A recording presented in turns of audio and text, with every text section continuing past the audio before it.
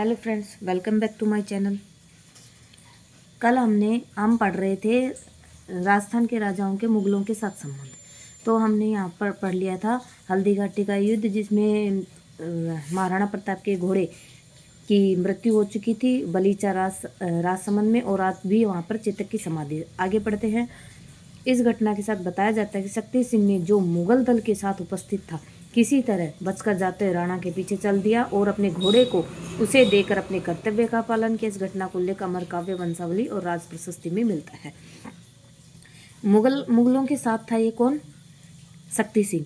फिर भी उसने अपने कर्तव्य का, एक राजपूत धर्म निभाते हुए उसने उसके पीछा किया और अपना घोड़ा उसे देकर अपने कर्तव्य का पालन किया। ये इस बात का उल्लेख अमर काव्य, वंशावली और राज प्रशस्ति में मिलता है। अबुल फजल इस युद्ध को खमनोर का युद्ध कहते हैं। बंदायूं ने अपने ग्रंथ मुंतखब उत्तवारीख में इसे गोगुंदा का युद्ध कहा है, और कर्नल टोड ने इसे हल्दी घाटी का युद्ध कहा है। और हल्दी घाटी की तुलना यूनान के प्रसिद्ध थर्मोपोली के मैदान से करते हुए मेवाड़ की थर्मोपोली कहा है। अबुल फजल ने खमनोर का युद्ध किसे? हल्दी घाटी के युद्ध को। और बंदायूं ने मुंतखब उत्तवारीख में गोगुंदा का युद्ध कहा है, और कर्नल टोड ने इसे हल्दी घाटी का युद्ध कहा है, और हल्दी घाटी को मेवाड़ की थर्मोपोली कहता है। इस लड़ाई के उपरांत ही राणा प्रताप राजस्थान व भारत के अन्य प्रदेशों में प्रातः स्मरणीय बने और इनकी ख्याति सारे भारत में फैल गई। क्रांतिकारी बंगालियों ने भी राणा को अपनी प्रेरणा का स्रोत माना। कर्नल टोड का ऐतिहासिक ग्रंथ बंगालियों का सर्वाधिक प्रिय ग्रंथ बना। इतिहासकार आरसी मजूमदार ने राणा के संघर्ष में जीवन पर प्रकाश डालते हुए राजपूत जीवन संध्या नामक उपन्यास लिखा है। राजपूत जीवन संध्या किसने लिखा है? आरसी मजूमदार ने। और यह किससे संबंधित है? राणा के संघर्ष में जीवन की कहानी वर्णित है इसमें। और विख्यात क्रांतिकारी बंकिम चंद्र ने भी राज सिंह उपन्यास और मेवाड़ के दो शक्तिशाली महाराणा नामक अमूल्य ग्रंथ लिखे हैं। किस पर लिखे हैं? राणा प्रताप पर। एक तो राज सिंह उपन्यास और मेवाड़ के दो महाराणा, शक्तिशाली महाराणा। अब देखते हैं। बंगाल के सर्वविख्यात कवि मधुसूदन ने प्रताप की उपलब्धियों पर अपनी लेखनी चलाई थी, और द्विजेंद्र लाल राय ने 1905 में प्रताप की नाटक प्रकाशित किया था। बंगाल में प्रताप की एक ख्याति युद्ध के कारण फैली थी। इस युद्ध से अकबर को मनोवांछित सफलता न मिली और उसने नाराज होकर मानसिंह वासफ खां की ड्योढ़ी बंद कर दी और उसे दरबार पर आने में रोक लगा दी।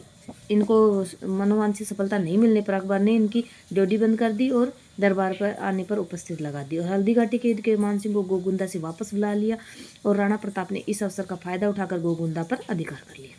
सितंबर 1576 में जब अकबर अजमेर आया तो उसने गोगुंदा पहुंचा और राणा से गोगुंदा वापस प्राप्त कर लिया। और अकबर नवंबर 1576 में उदयपुर आया और उसने उदयपुर का प्रशासन जगन्नाथ कछवा और फर्रुखदीन को सौंपा। 1576 में उदयपुर आया था और उसने उदयपुर का प्रशासन किसको दिया? जगन्नाथ कछवा और फर्रुखदीन। अब देखते हैं कुंभलगढ़ का युद्ध। हल्दी घाटी के युद्ध के बाद राणा प्रताप ने कुंभलगढ़ को अपना केंद्र बनाया और मुगलों के स्थानों पर आक्रमण शुरू कर दिया। इससे क्रुद्ध होकर अकबर ने 1577 में शाहबाज खां के नेतृत्व में एक सेना मेवाड़ की ओर भेजी। शाहबाज खां ने 1578 ईस्वी में कुंभलगढ़ पर आक्रमण किया, और इस भीषण संघर्ष के बाद 3 अप्रैल 1578 को शाहबाज खां ने कुंभलगढ़ पर अधिकार कर लिया। 3 अप्रैल 1578 को शाहबाज खां ने कुंभलगढ़ पर अधिकार कर लिया और किले की रक्षा करते हुए राव भाण सोनगरा लड़ते हुए मारा गया था। और 1578 एवं 79 में शाहबाज खां ने 2 बार और मेवाड़ पर, एक तो 1578 में और एक 1579 में 2 बार और मेवाड़ पर आक्रमण किया, लेकिन वह असफल रहा।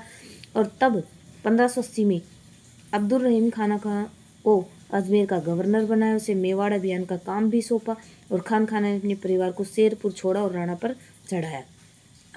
अकबर क्या करता था कि जब भी कोई असफलता मिलती थी तो उन्हें अपने दरबार पे आने पर रोक लगा देता था, या और कोई सुविधाएं दे रखी थी वो बंद कर देता था। इसी तरह फिर उसने शाहबाज खां को भी असफल रहा तो उसको इसकी जगह किसको बनाया? अब्दुल रहीम खान को अजमेर का गवर्नर बना दिया और उसने मेवाड़ का अभियान का काम सौंपा। और उस अब्दुल रहीम खान ने क्या किया? अपना शेरपुर में परिवार था ना, वहाँ छोड़ के और राणा पर चढ़ाई कर दी। जो ही खान आगे बढ़ा तो राणा ढोलान की ओर चला गया। इससे कुंवरा अमर सिंह ने मुगल सेनापति का ध्यान बटाने के लिए शेरपुर आक्रमण कर दिया। इस अवसर पर उसे खाना के परिवार को बंदी बनाने में सफलता मिली, परंतु राणा को इस बात का पता चला तो उसने कुंवर को आज्ञा दी कि वह शीघ्र ही खाना के परिवार को सम्मान के साथ मिर्जा के निवास स्थान पर पहुंचा दे। बहमा शाह की भेंट। मुगलों से संघर्ष के दौरान राणा के पास धन की कमी हो गई थी, तो इसी समय 1580 में चूलिया ग्राम में राणा को उनके मंत्री भामाशाह मिला। इसका राणा का मंत्री कौन था? भामाशाह। और चूलिया ग्राम में उनकी भेंट हुई तो उन्होंने 20,000 स्वर्ण मुद्राएं दी थी। तो इसलिए भामाशाह को क्या कहा जाता है? दानवीर, और मेवाड़ को दत्त भी कहा जाता है। अब देखते हैं दिवेर का युद्ध या मेवाड़ का मैराथन, अक्टूबर 1582। अमर काव्य के अनुसार 1582 में राणा प्रताप ने मुगलों के विरुद्ध दिवेर कुंभलगढ़ पर जबरदस्त आक्रमण किया था। यहाँ का सूबेदार अकबर का काका शेरिमा सुल्तान था। सुल्तान खां व अमर सिंह के बीच भीषण संघर्ष हुआ था।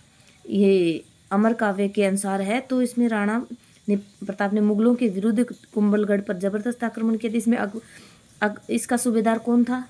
इसका अकबर का काका था शेरिमा खान सुल्तान। तो इस पर अमर सिंह ने ऐसा वार किया था कि इतनी जोर से भाला मारा था कि न के सूबेदार ये शेरिमा सुल्तान ही बल्कि उसका घोड़े को भी चीरता हुआ आगे निकल गया था। इससे मुगल सेना में भाग खड़ी और दिवेर विजय की ख्याति चारों ओर फैल गई। कर्नल टोड ने इस युद्ध को प्रताप के गौरव का प्रतीक माना और दिवेर के युद्ध की तुलना यूनान में के मैराथन युद्ध से की है। 1585 के बाद अकबर ने मेवाड़ पर कोई आक्रमण नहीं किया और महाराणा प्रताप जरूर आमेर से मालपुरा टोंक जीतने में सफल रहे थे।